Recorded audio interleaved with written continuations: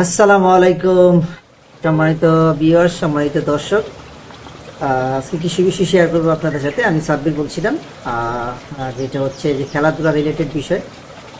আহ, যদিও খেলাধুলা ছোটোবেলা থেকে পছন্দ করি, ফুটবল প্লাস ক্রিকেট। তো আজকে যে বিষয়টা শেয়ার করছি আপনাদের সাথে, তো বাংলাদেশে আসলে কেন ভালো মানের ফুটবল, ভালো মানের ক্রিকেটার তৈরি হয় না।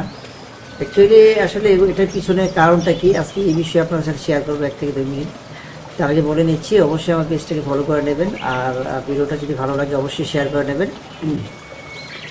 এখন দেখেন, বাংলাদেশের ক্রিকেট এবং বাংলাদেশের ফুটবল বেসিক্যালি যদি আমরা বলে থাকি, তাহলে দুইটা ক্লাব কিন্তু নিয়ন্ত্রণ করে থাকে। ক্লাবগুলোর নাম আপনারা সবাই নিশ্চয়ই জানেন, প্রভাবশালী ক্লাব। একটা হচ্ছে ফুটবলে, একটা হচ্ছে ক্রিকেটে। যেই ক্লাবগুলি কিন্তু নিয়ন্ত্রণ করে থাকে বাংলাদেশ জাতীয় টিমগুলো থেকে। কারণ দেখা যাচ্ছে ওই টিমগুলোতে যদি আপনার থাকে, দেখা যাচ্ছে যে ওই টিম থেকেই কিন্তু জাতীয় টিমে বেশিরভাগ আপনার সুযোগ পেয়ে থাকে। একটা হচ্ছে বাংলাদেশে বর্তমানে, আগে ছিল ক্রিকেটে আগে ছিল মোহামেডান আবাহনী, বর্তমানেও আছে এটাই। এবং ফুটবলে আগে ছিল মোহামেডান, বর্তমানে বসুন্ধরা কিংস।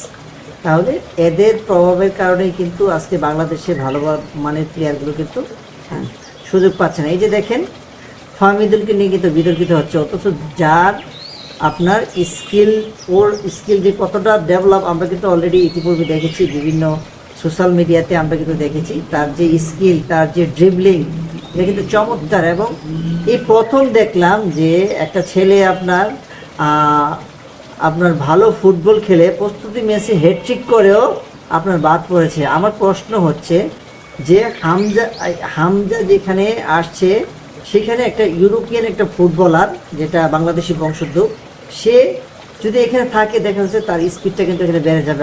হামজার জন্য কিন্তু সহজ হবে। তাহলে ইউরোপে যারা খেলে তাদের কিন্তু স্পিডটা থাকে অন্যরকম। কাউন্টার অ্যাটাক বলেন, সব কিছু তাদের যে আপনার রেসিংটা বলেন, সবটা কিন্তু এক ফাস্টার থাকে, সবসময় ফাস্ট থাকে। তো অলরেডি যে ফাহমিদুলকে নিয়ে কথা হচ্ছে, সে কিন্তু অনেক স্পিডি একটা প্লেয়ার নাকি দেখতে, যেটা শুনলাম। প্রস্তুতি ম্যাচেও ভালো করেছে, অথচ তাকে আমরা সিন্ডিকেটের কারণে আমরা বাদ দিয়ে রাখছি। দেখলাম যে আজকে উপদেষ্টা বলছে যে এই ধরনের কোনো দুর্নীতি হচ্ছে না, সিন্ডিকেট হচ্ছে না। এগুলো ভাওতাবাজি, এগুলো হচ্ছে আপনার মিথ্যা। এগুলো হচ্ছে আপনার ওই যে কি বলে না, যে এদের সাথে আপনার তাল মিলিয়ে সরে সরে কথা বলা, একই কথা। এগুলো মানুষ বোঝে, জনগণ। কারণ বাংলাদেশে কেউ যদি ভালো কিছু করতে চায়, তখন তার কদর হয় না, তাকে মূল্যায়ন করা হয় না। এটি হচ্ছে বাংলাদেশের সিস্টেম। তার আগে 2-3 জন প্লেয়ার নাকি আসছিল, ওরা নাকি ভালো মানের প্লেয়ার, অথচ তাদেরকে একটা ম্যাচ করে খেলিয়ে তাদেরকে বিদায় করে দিয়েছে। তাই সেটাই কিন্তু ফাহমিদুলের ক্ষেত্রে কিন্তু করতে যাচ্ছে। তাহলে এটা কেন হবে? বাংলাদেশ আসলে একটা কি জানেন, বাংলাদেশ আসলে মনে করেন কি, তা ওই যে কেউ যদি উপরে উঠতে চায়, তাকে নিচে টেনে ধরে রাখে। এটাই হচ্ছে বাংলাদেশের সিস্টেমটা। এটা যদিও অন্য অন্য দেশে হয় না। তো আসলে এটার বিরুদ্ধে আমাদের প্রতিবাদ করা উচিত। আমি আপনাদেরকে বলবো, আমরা যারা ফ্যান্স ফলোয়ার আছি ফুটবল এবং ক্রিকেটার, আমাদেরকে মাঝে মধ্যে প্রতিবাদ করা উচিত। সোশ্যাল মিডিয়াতে বলেন অথবা ফিজিক্যালি বলেন, প্রতিবাদ করা উচিত। কারণ এইভাবে কি আর কত চলবে, আর কত? দেখা যাচ্ছে যে একটা দল অ্যাসোসিয়েশন করে, আবার আসছে আর একটা দল, আবার আসবে একটা দল, এবং গিয়ে আমরা জনগণ শোষিত হব। মানে ভালো মানের যারা আছে, ভালো ব্যক্তি যারা আছে এবং ভালো খেলোয়াড় যারা আছে, তারা কি কখনোই বাংলাদেশে মূল্যায়ন পাবে না? এই সিস্টেমটা কেন হবে?